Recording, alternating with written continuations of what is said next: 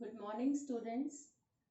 Today we are going to read the very first chapter of your English reader book. The name of this book is English Rose, and the very first chapter which we are going to start today, the title is An Eventful Summer.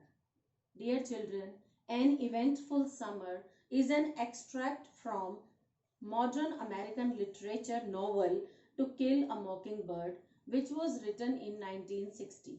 The incident which is mentioned, which we are going to read in this chapter, it had happened in 1930, but later on in 1960, in this novel it was published. The narrator of this incident is a 6-year-old girl whose real name is Jean Louise Finch, but called as Scoot. Scoot was 6 years old when that had happened, and majorly in this chapter, 5 characters are there. The very first character, the girl herself, Scoot Finch. Second character, her elder brother, Jem Finch. Their father, Atticus Finch, who was a lawyer, and Calpurnia, who was their cook. Last character, fifth character was Dill, who was their friend, came in their vicinity and made a boring summer into an eventful summer. So children, let's get started. One of the great books of modern American literature, To Kill a Mockingbird, which was written in 1960, recalls the events that take place in the small town of Maycomb during the 1930s. As I have already told you that it is an extract from the novel American literature novel To Kill a Mockingbird, which was written in 1960, but the incident that had happened, it was in 1930. It is narrated through the voice of 6-year-old Scoot, whose real name was Jean Louise Finch, who lives with her father Atticus and her older brother Jeremy. I have already introduced the characters to you. Finch, Jean Louise Finch, who was a 6-year-old girl, partly named as Scoot, who lives with her father Atticus. Atticus was a lawyer by profession, and her older brother Jeremy. In this extract from the novel, we see how a dull summer in Maycomb is a name of a place where they used to live, becomes eventful. Maycomb was an old town, but it was a tired old town. When I, who is I here, that 6-year-old Scoot, because she is the narrator of the story, so she is addressing herself I here, first knew it. Now she is talking about Maycomb, which was a dull place, a tired one also. In rainy weather, the streets turned to red slope, grass grew on the sidewalks, the courthouse sagged in the square. When it rains all over, the environment is so pleasant. But vice versa was there in Maycomb, because all over there was only and only loneliness, nothing to do new. Somehow it was hotter then. A black dog suffered on a summer's day. Bony mules hitched to hover carts flicked flies in the sweltering shades of the live oak on the square. All over there was loneliness. Black dog who suffered in a summer day. There was humidity in the environment, sogginess was there, bony mules. Here we are talking about animals, the creatures who used to carry burden on their back. They were there. They used to pull hover carts, shades of live oak on the square, and all over the place only flittering flies and nothing except loneliness was there. People moved slowly then. They ambled. Ambled means walk. They ambled across the square, shuffled in and out of the stores around it, took their time about everything.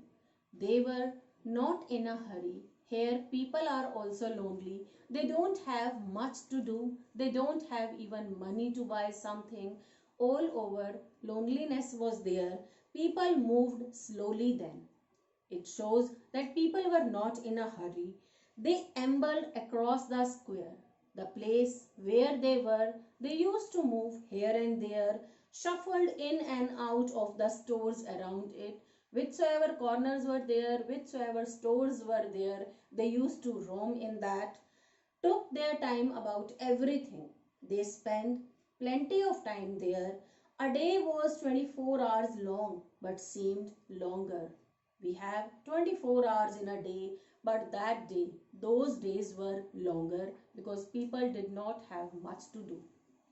There was no hurry, for there was nowhere to go, nothing to buy, and no money to buy it with. They did not have money so that they could buy anything. Nothing to see outside the boundaries of Maycomb country. In Maycomb country's boundaries also, there were nothing which they could see and pass their time, but it was a time of vague optimism for some of the people.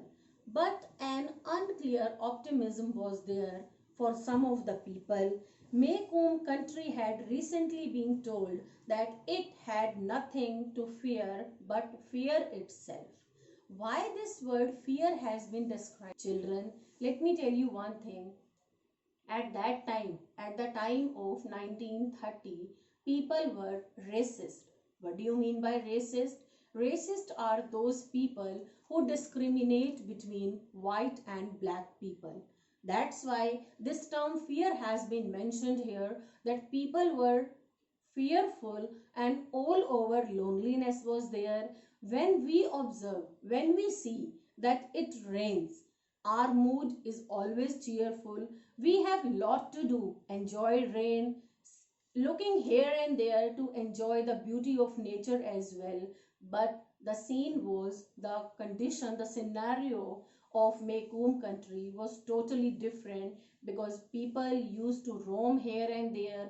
They did not have much money. They did not have any pleasant sight which they could enjoy. So that's why this term fear has been mentioned here, that nothing else was there but fear itself. We lived on the main residential street in town. Atticus, Jem and I, plus Calpurnia Arco. There were 4 people in their house who used to live on the main residential street in the town. Which town was there? Maycomb country.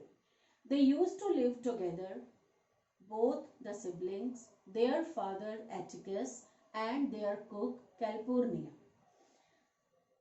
Jem and I found our father satisfactory. He was a lawyer. His income was very less, but even then he was satisfied with his earning, with his life, because he used to take the cases of poor people. So, but obvious, his income was very less. He played with us, read to us, and treated us with courteous detachment. The father was a very satisfactory, contented man. Whatsoever he had, he was satisfied with it.